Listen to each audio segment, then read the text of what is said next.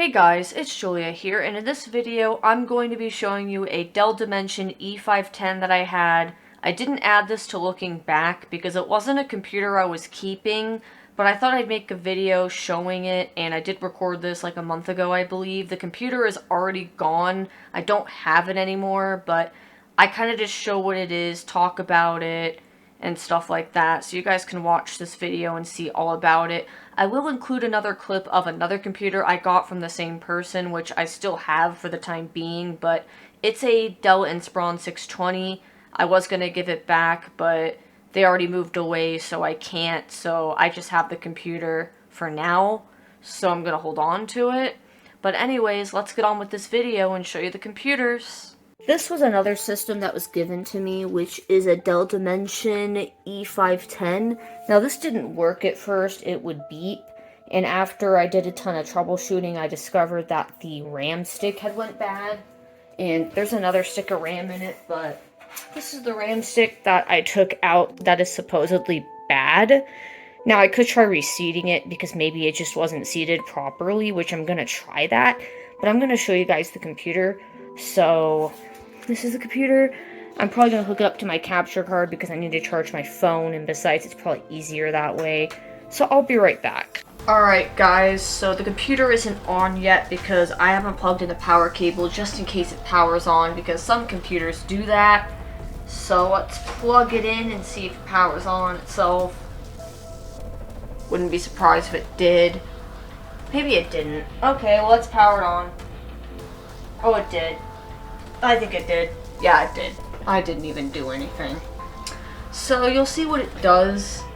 It has a Pentium D, so that's why I'm getting rid of it. As you guys can see, it's complaining about the time of date. It's complaining about a fan failure. It's complaining about a lot of things.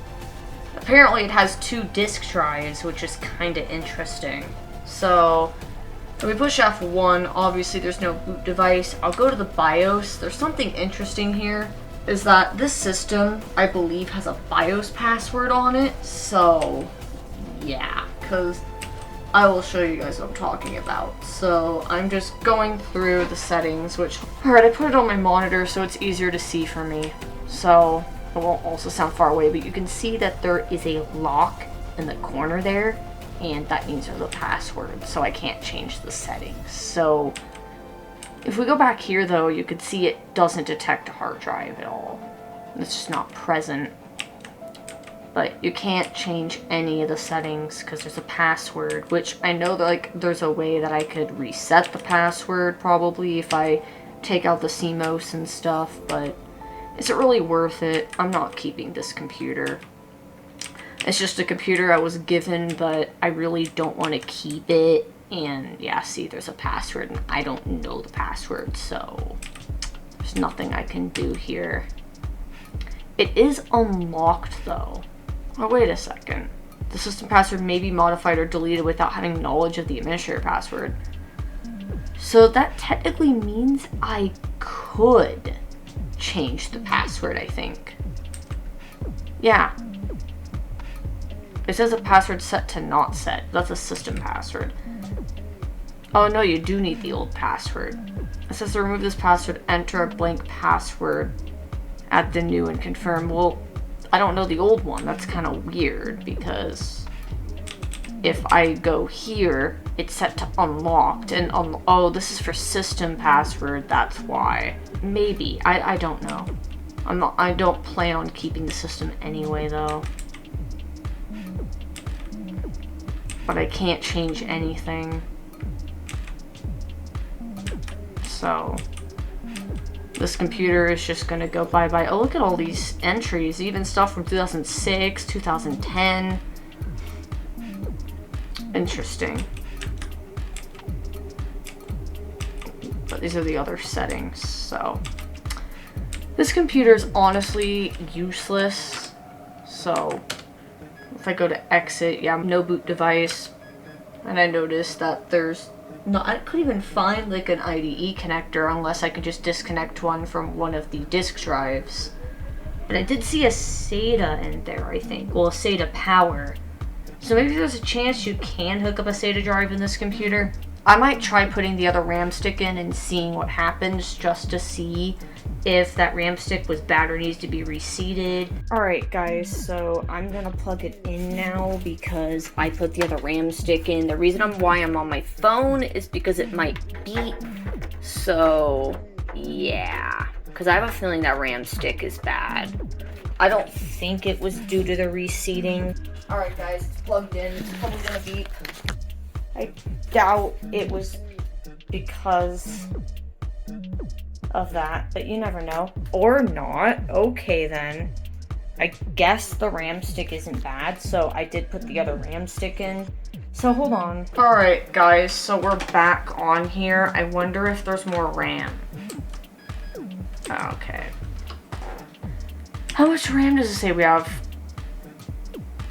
That's a CPU. A gig, so I think it said 512 before. Yeah, you could see the two slots, DIMM 3 and 4 are 512, 1 and 2 are empty.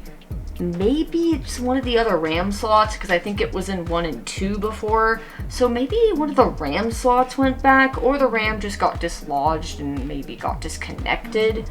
But this is DDR2 and it's two 512 megabyte sticks, so not too exciting, but at least I got it to a gig of RAM, you know, that's an improvement. But this computer is really old and really heavy, and I'm trying to limit all the desktops I have and just keep only 2, because I'm going to keep my desktop, and obviously, yeah, I'm obviously going to keep that because I use it, but, and the HP desktop I have because, you know, that has memories and it's not that bad of a system and it has more RAM, and it's also a Pentium 4, which is interesting.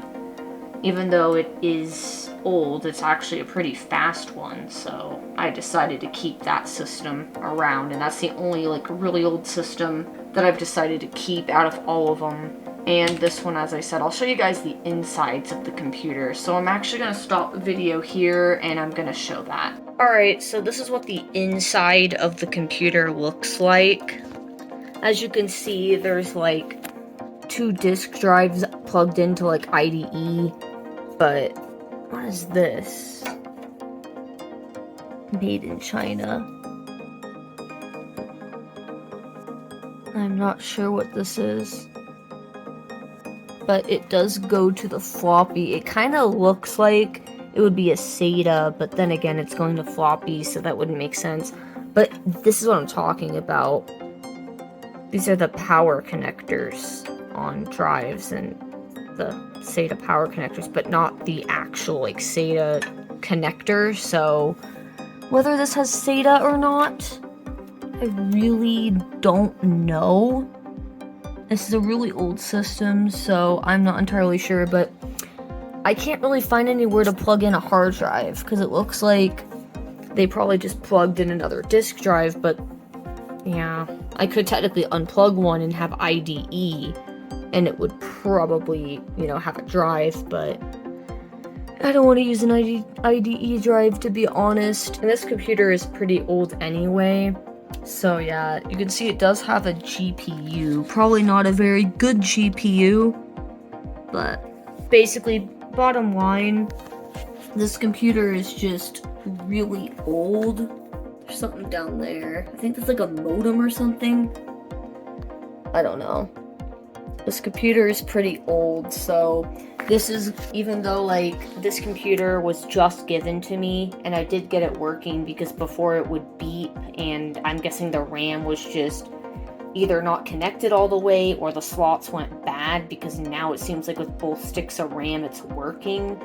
So I don't know if I'm going to leave the RAM in it or if I'm going to take the RAM, although we're getting rid of these computers tomorrow, so I have time to decide what we're gonna do. I might just salvage it, and also the CMOS battery, although I think the CMOS battery is bad, so I don't know if there's a point in even taking that.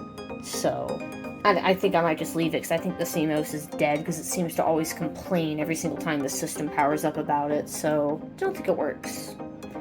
But anyway, those are the computers. I do have one other computer I'm going to show you, which was also given to me, but with that system, they're actually going to use it, so that way they have a good system, so that one's not getting scrapped necessarily. It's just they're going to start using it. So one other thing to say about this computer is the fact that it complains about the time of day not being set. There's a high chance the CMOS is bad and that isn't removing the BIOS password, because there is a password.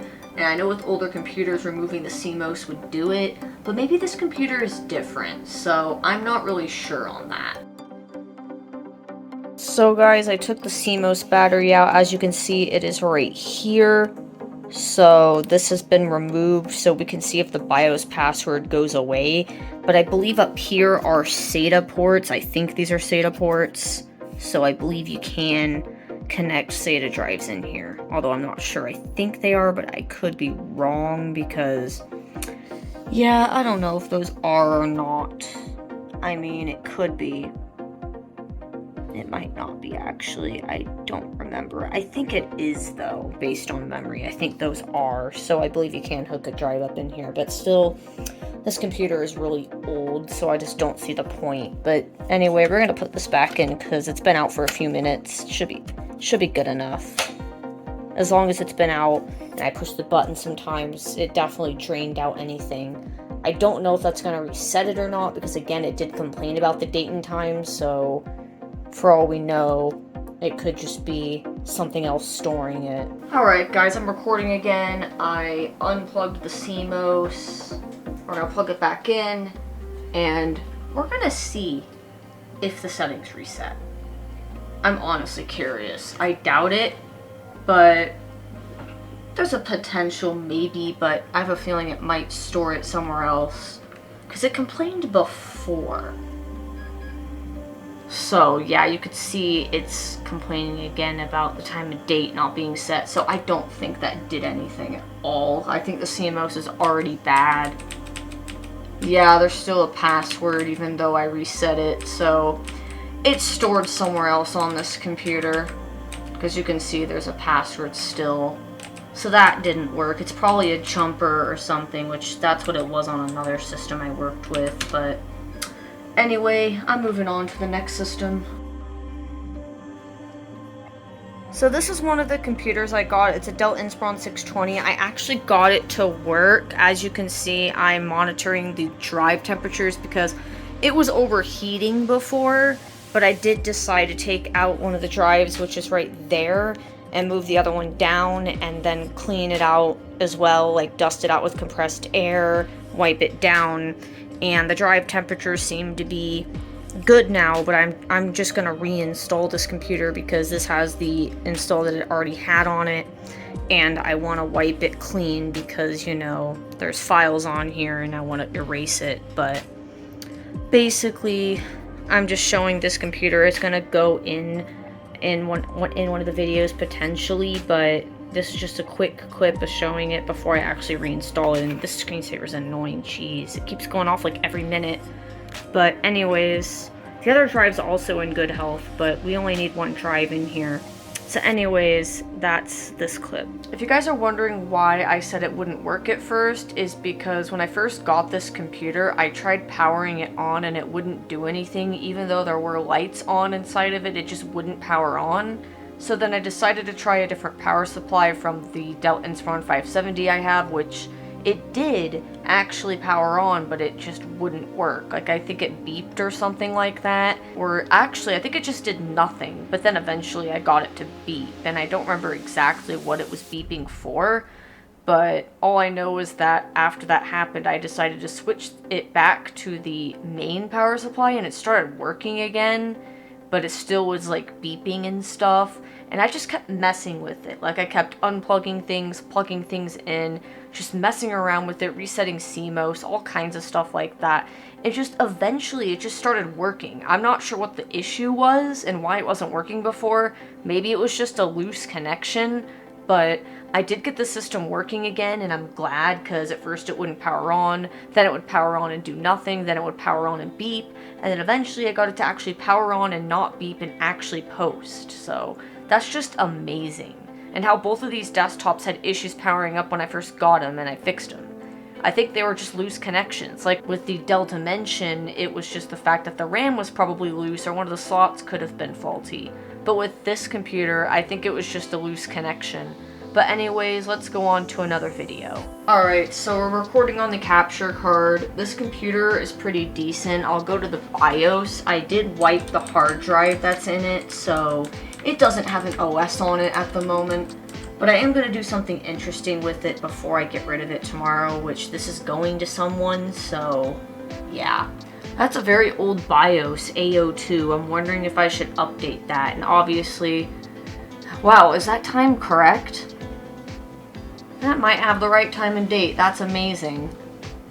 Well, pretty much this is the system, and it does have a BIOS password. Of course it does. Isn't that great? I don't know it, but I do know how to reset these. You have to reset the jumper. Although it's not that big of a deal because I don't need to modify anything in here. So I can still get to a boot menu, so I can still install an OS. I guess they put BIOS passwords on their systems, you know. I'm gonna ask them about that, because that's really interesting. Unless these were like computers they got from a business, or maybe they took it to a computer shop and they did the same thing like they did to my grandma's system, where they just put a BIOS password on it because they don't want you modifying it. But yeah, that's just kind of ridiculous. I don't like when shops do that. Well, I'm just going to discard changes. I don't want to do anything because there's nothing I need to change. So basically this is the system. No boot device because it's wiped. It does have a terabyte hard drive in it. It also had like I think a 120 or 160 gig hard drive in it as well, which I did take it out because I did notice with both drives in, the system was getting really hot, and the hard drives were as well. So yeah, I took one of them out. I took the one at lower capacity out.